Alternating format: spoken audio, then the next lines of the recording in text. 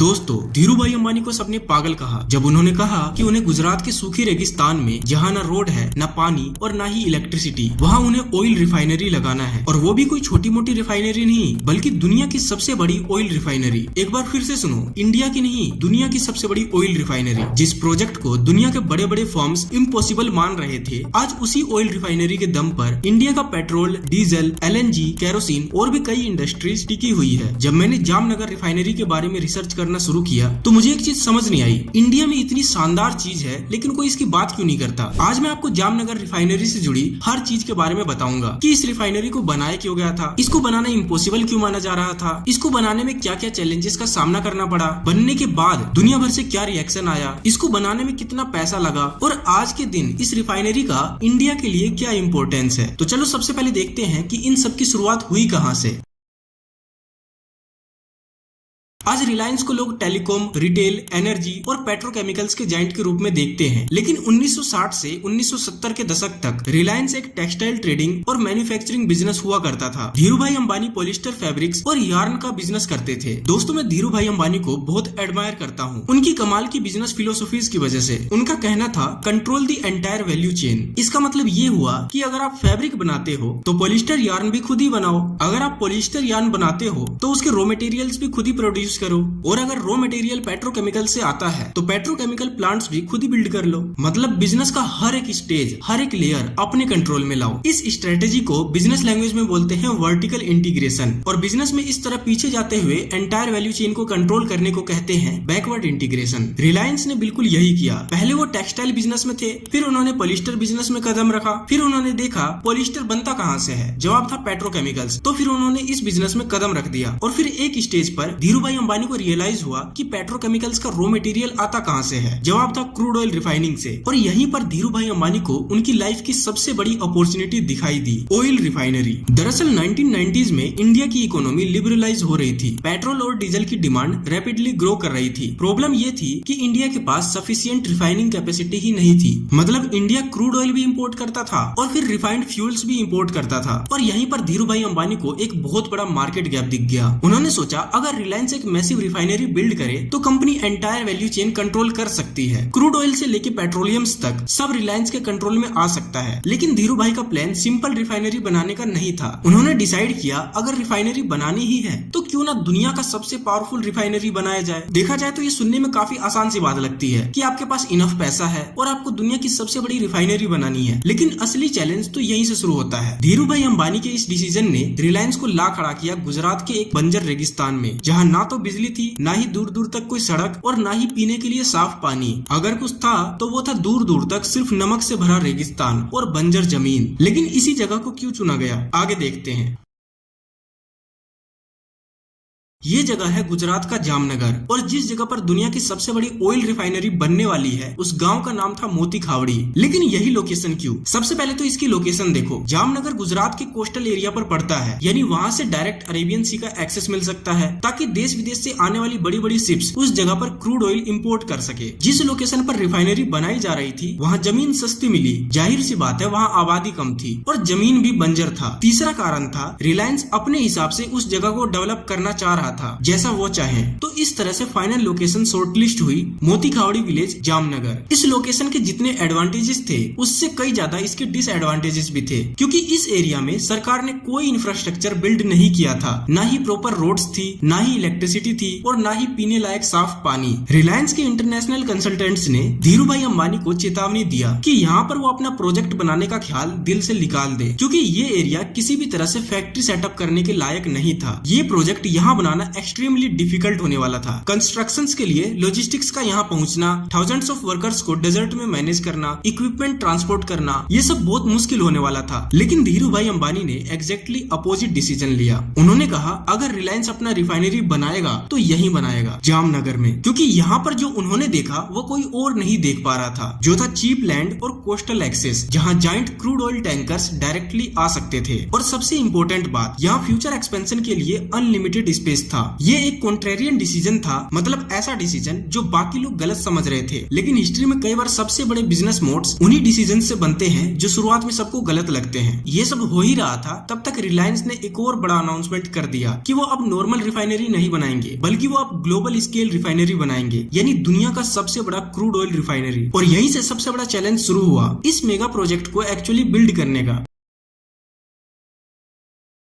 धीरूभाई अंबानी ने ठान लिया था कि वो सिर्फ दुनिया की सबसे बड़ी रिफाइनरी ही नहीं बनाएंगे, बल्कि इस रिफाइनरी को दुनिया की सबसे कॉम्प्लेक्स और फ्लेक्सिबल रिफाइनरी भी बनाएंगे, यानी एक ऐसी रिफाइनरी जो अलग अलग तरह के क्रूड ऑयल्स को रिफाइन कर सके और उनसे कई तरह के हाई वैल्यू प्रोडक्ट्स बना सके। यहाँ तक कि सबसे खराब क्वालिटी के क्रूड ऑयल्स को भी ये रिफाइनरी प्रोसेस कर सकेगी। 1996 में रिलायंस ने जामनगर रिफाइनरी का कंस्ट्रक्शन शुरू किया। मोती खावड़ी की लगभग 5000 एकड़ की बंजर जमीन पर इस प्रोजेक्ट को बनाया जा रहा था। इस प्रोजेक्ट का साइज बहुत बड़ा था, thousands of workers, hundreds of international engineers और जाइगेंटिक मशीनरीज, और ये सब बिल्ड हो रहा था एक डेजर्ट इन्वायरमेंट में। प्रोजेक्ट साइट पर कम से कम 50,000 लोग एक साथ काम कर रहे थे। जून 1998 गर्मी के दिन थे। एक सुबह गुजरात के मोती खावड़ी रीजन में एक सीवियर साइक्लोन आ गया। इस साइक्लोन ने लगभग 60 वर्कर्स की जान ले ली और पूरे इलाके को लगभग बर्बाद कर दिया। रिलायंस ने मजदूरों के लिए जो सेमी परमानेंट हाउसेज बनवाए थे उन्हें भी ये तूफान अपने साथ उड़ा ले गया। साइट पर काफी नुकसान हुआ। कंस्ट्रक्शन मटेरियल, इक्विपमेंट्स और साइट के कई स्ट्रक्चर्स को भी डैमेज पहुंचा, लेकिन रिलायंस टीम ने हार नहीं माना। अक्सर ऐसे कंडीशन में प्रोजेक्ट को रोक दिया जाता है, लेकिन धीरूभाई अंबानी ने इस काम को फिर से शुरू करवाया और एक बार फिर से रिफाइनरी का काम अपने उसी स्पीड से शुरू हो गया। थोड़ा डिले भी हुआ, लेकिन सिर्फ 33 महीनों में पूरा ऑयल रिफाइनरी बनके तैयार हो गया। ये ऑलमोस्ट अनबिलीवेबल था। एक शॉकिंग स्टैट्स देखो, जामनगर रिफाइनरी का capital cost per tonne Asia के कंपेरेबल रिफाइनरीज से 40% चीपर था। मतलब रिलायंस ने रिफाइनरी को सिर्फ फास्ट ही नहीं बनाया, बल्कि कम कॉस्ट में एफिशिएंटली बना लिया। इस प्रोजेक्ट ने उस वक्त एक वर्ल्ड रिकॉर्ड बना लिया था। 28 दिसंबर 1999 में रिलायंस की ये ऑयल रिफाइनरी ऑफिशियली शुरू हो चुकी थी और उस मोमेंट पर इंडिया की रिफाइनिंग कैपेसिटी में 25% का जंप आ गया, सिर्फ इस एक सिंगल प्रोजेक्ट की वजह से। रिलायंस ने दुनिया के लिए एक नया बेंचमार्क सेट कर दिया। जामनगर रिफाइनरी की ताकत का अंदाजा आप इनसे जुड़े कुछ इंटरेस्टिंग फैक्ट्स से लगा सकते हो। 14,000 किलोमीटर तक की लंबी केबल्स यहाँ लगाई गई थी, जो इंडिया के कोस्ट लाइन से भी लगभग डबल है। 5000 किलोमीटर की पाइपलाइंस बिछाई गई थी। ये डिस्टेंस मुंबई से कोलकाता के डिस्टेंस से लगभग 2 गुना है। इस प्रोजेक्ट में 1 lakh metric tonne structural steel का इस्तेमाल हुआ, जितने स्टील से 60 और एफिल टावर बन सकते हैं। इस साइट के लिए 170 किलोमीटर लंबी रोड्स बनाई गई। इस रिफाइनरी को बनाने में 1.7 मिलियन क्यूबिक मीटर्स कंक्रीट लगा, जिससे कई एम्पायर स्टेट बिल्डिंग्स खड़ी की जा सकती है। यहाँ 55 सब स्टेशन बनाए गए, 33 ब्लास्ट प्रूफ बिल्डिंग्स बनाई गई और 43 चिमनीज और फ्लेयर्स लगाए गए, जिनमें से कई की हाइट्स कुतुब मीनार से भी लगभग 2 गुना है। कंस्ट्रक्शन के दौरान 75,000 फैमिलीज के लिए घर बनवाया गया और कम्युनिकेशन और कोऑर्डिनेशन के लिए उस वक्त इंडिया का सबसे बड़ा और मोस्ट मॉडर्न आईटी नेटवर्क भी यही बनाया गया था। दोस्तों, इतने डिटेल में रिसर्च के लिए आपको वीडियो को लाइक जरूर करना चाहिए। अगर वीडियो ना पसंद आए तो डिसलाइक भी कर सकते हो और कमेंट करके बताओ क्या आपको पता था कि इंडिया के पास इतना बड़ा ऑयल रिफाइनरी है। खैर, आगे बढ़ते हैं।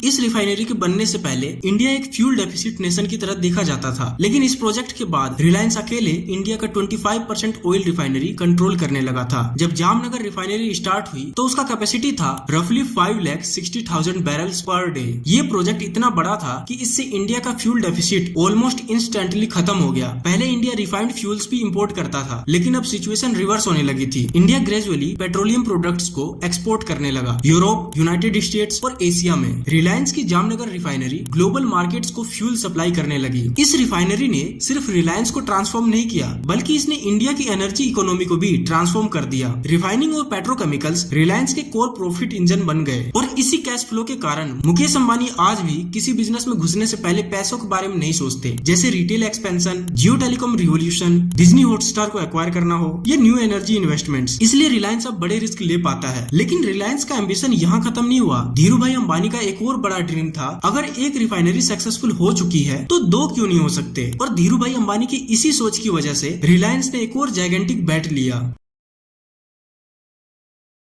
6 जुलाई 2002 को धीरूभाई अंबानी ने अपनी आखिरी सांसें ली और अब रिलायंस ऑयल रिफाइनरी की लीडरशिप उनके बड़े बेटे मुकेश अंबानी के पास आ चुकी थी। जामनगर रिफाइनरी के पहले सक्सेस के करीब 10 साल बाद रिलायंस ने दूसरी बार इतिहास को दोहराया। इस बार पुरानी ऑयल रिफाइनरी फैसिलिटी से भी बड़ी रिफाइनरी बनाने का फैसला किया गया। 2008 में रिलायंस ने जामनगर में ही एक सेकंड रिफाइनरी बिल्ड किया और ये रिफाइनरी और भी पावरफुल थी। इसकी कैपेसिटी थी 5,80,000 बैरल्स पर डे। लेकिन इस बार स्ट्रेटेजी डिफरेंट थी। ये रिफाइनरी प्राइमरली एक्सपोर्ट के लिए डिजाइन किया गया था और इसको बिल्ड किया गया एक स्पेशल इकोनॉमिक जोन SEZ के अंदर। इसका मतलब था टैक्स एडवांटेजेस, एक्सपोर्ट इंसेंटिव्स और रेगुलेटरी बेनिफिट्स। और इसका रिजल्ट था जामनगर कॉम्प्लेक्स, वर्ल्ड का लार्जेस्ट सिंगल लोकेशन रिफाइनरी, जिसकी कंबाइंड कैपेसिटी थी 1.2 मिलियन बैरल पर डे, जो बाद में अपग्रेड्स के बाद 1.4 मिलियन बैरल पर डे तक पहुंच गया। लेकिन जामनगर की रियल पावर सिर्फ साइज नहीं है। इस रिफाइनरी का बिगेस्ट एडवांटेज है कॉम्प्लेक्सिटी। और रिफाइनरी कॉम्प्लेक्सिटी का मतलब समझना बहुत इंपॉर्टेंट है, क्योंकि यही जामनगर रिफाइनरी का सीक्रेट वेपन है। तो चलो इसे भी आसान भाषा में समझ लेते हैं। रिफाइनरी कॉम्प्लेक्सिटी के लिए एक टर्म यूज होता है Nelson complexity index NCI। NCI से ये मेजर किया जाता है कि कौन सी रिफाइनरी कितनी सोफिस्टिकेटेड या फ्लेक्सिबल है। आई नो आपको समझ नहीं आया, तो चलो आसान भाषा में समझते हैं। रिफाइनरी सिंपल भी हो सकती है और एक्सट्रीमली कॉम्प्लेक्स भी। इस इंडस्ट्री में एक टर्म होता है नेल्सन कॉम्प्लेक्सिटी इंडेक्स। ये इंडेक्स मेजर करता है कि रिफाइनरी कितनी एडवांस्ड है। जैसे टिपिकल रिफाइनरी का NCI अराउंड 10 के करीब होता है, लेकिन जामनगर रिफाइनरी का NCI है 21.1। ये दुनिया के हाईएस्ट कॉम्प्लेक्सिटी रिफाइनरीज में से एक है। इसका मतलब क्या हुआ? Jamnagar refinery extremely difficult crude oils process कर सकती है। हैवी क्रूड, सोर क्रूड, ऐसे ऑयल्स जो नॉर्मली सस्ते होते हैं, और फिर एडवांस्ड प्रोसेसिंग यूनिट्स उनको कन्वर्ट कर देते हैं पेट्रोल, डीजल, जेट फ्यूल और पेट्रोकेमिकल्स में। मतलब रिलायंस चीप क्रूड खरीद सकता है और उसको हाई वैल्यू प्रोडक्ट्स में कन्वर्ट कर सकता है। और इसी स्ट्रेटेजी ने जामनगर को बना दिया ग्लोबल रिफाइनिंग पावर हाउस। लेकिन रिलायंस का नेक्स्ट मूव और भी स्ट्रेटेजिक था, जो है O2C। चलो इसे भी समझ लेते हैं। लेकिन उससे पहले मैं बता दूं, इस रिफाइनरी को बनाने का टोटल लागत उस टाइम पर लगभग $6 बिलियन के करीब आया था। चलो अब आगे बढ़ते हैं।